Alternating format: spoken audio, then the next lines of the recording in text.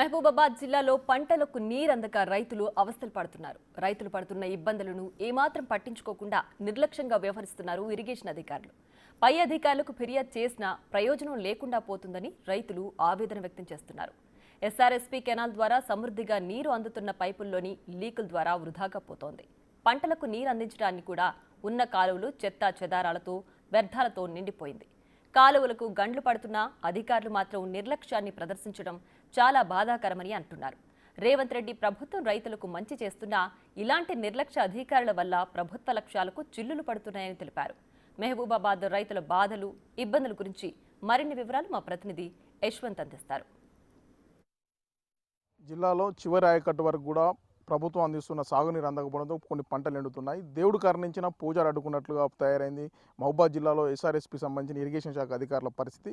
ఈ మనం విజువల్లో చూసుకోవచ్చు. ఈ ప్రస్తుతం మనం మహబూబాబాద్ జిల్లా కేసమర మన తాళపూసపల్లి గ్రామంలో ఉన్నాము. DBM 48 ద్వారా పంట కాలువలకు రావాల్సిన నీరు సరిగా రాకపోవడంతో ఈ కింద ఆయకట్టు రైతుల పంట పొలాలు మొత్తం కూడా ఎండిపోతున్నాయి. ప్రస్తుతం ఇక్కడ ఈ విజువల్లో ఈ పూసపల్లి సంబంధించిన ఈ కెనాల్ చూసుకున్నట్లయితే మొత్తం చెత్త చెదరం కూడా పూర్తిగా నిండిపోయింది. దీని మూలంగా DBM 48 నుంచి కెనాల్ వాటరు కింది స్థాయి వరకు రావడం లేదు. దీంతో రైతులు ఆందోళన చెందుతున్నారు. ప్రస్తుతం రేవంత్ సర్కార్ ఏర్పడిన తర్వాత వేసవి కాలంలో యాసంగి పంట 1 ఎకరా కూడా ఎండొద్దన్న ఉద్దేశంతో ఎస్ఆర్ఎస్పీ జిల్లాలో ఇటు మహబూబాబాద్, డోర్నకల్ జిల్లాలోని 2 నియోజకవర్గాలకు కూడా ప్రణాళికబద్ధంగా కూడా ఇటు నీటి సరఫరా కూడా చేస్తున్నారు. అయితే ప్రభుత్వం పక్కా ఉద్దేశంతో నీటి సరఫరా చేస్తున్నా కొంతమంది అధికారుల నిర్లక్ష్యం, పర్యవేక్షణ లోపం మూలంగా నీరు అనేది కింది స్థాయి వరకు రావడం లేదు.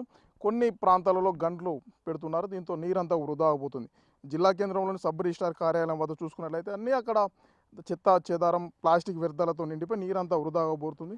దీని మూలంగా నీరు అనేది రైతులకు కూడా అందడం లేదు. దీంతో రైతులు తమ పంటలు ఎండుతున్నాయని కూడా ఆందోళన చెందుతున్నారు. అయితే దీనికి సంబంధించి ఈ పంట పొలాలకు సంబంధించిన నీరు అధికారుల నిర్లక్ష్యం మూలంగానే మా పంట పొలాలన్నీ కూడా ఎండుతున్నాయని కూడా ఇటు సంబంధించిన రైతులు ఆందోళన వ్యక్తం చేస్తున్నారు. దీనికి సంబంధించి రైతులు మాతో మాట్లాడిన సిద్ధంగా ఉన్నారు. అసలు ఎందుకు నీరు అందడం లేదు, ఎందుకు వాళ్ళని అడిగి తెలుసుకుందాం.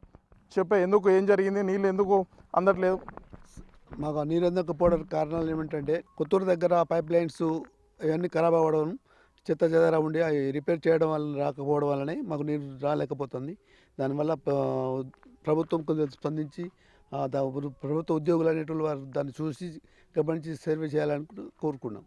మీరు చెప్పండి, నీరు మీకు ఎందుకు అందుతలేవు? పంటలు ఎండుతున్నాయా? నీరు ఎందుకు అందట్లేదు? మరి DBM 48లో నీళ్ళు వస్తున్నాయి కానీ మీకే రావట్లేదు, ఎందుకు రావట్లేదు అనుకుంటున్నావు?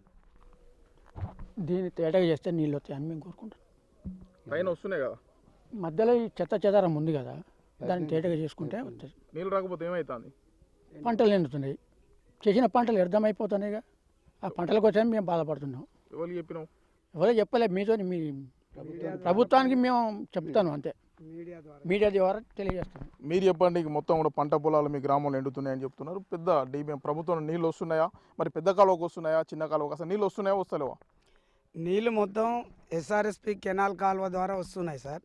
అయితే ఇక్కడ కేసముద్రం నుంచి మాకు కేసముద్రం కొత్తూరు అని ఉంటుంది సార్. ఆ కొత్తూరు దగ్గర పైపులు మొత్తం పగిలిపోయినాయి సార్.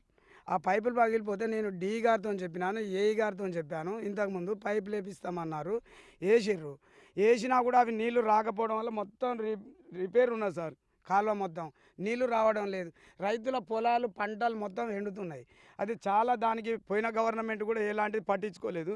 ఈ గవర్నమెంట్ వాటర్ మాత్రం బాగానే తీసుకొస్తున్నది. కాబట్టి ఎందుకంటే రేవంత్ రెడ్డి సర్కార్ ఏమన్నదని అంటే ఒక్క రైతుకు 1 ఎకరా కూడా ఎండొద్దు అనే సంకల్పంతో అతను అన్న మాటలు పట్టుకొని అధికారుల నిర్లక్ష్యం వల్ల ఈ కెనాల్ను బాగు చేయాలంటే వాళ్ళకు చేయాలి, అధికారులు చేయాలి. అధికారులు చేస్తే ఈ నీళ్ళు వస్తాయి సార్. ఈ అధికారుల నిర్లక్ష్యం. నేను D గారితో మాట్లాడాను, AE గారితో మాట్లాడినా కూడా దాన్ని పట్టించుకున్న పాపాన పోతలే.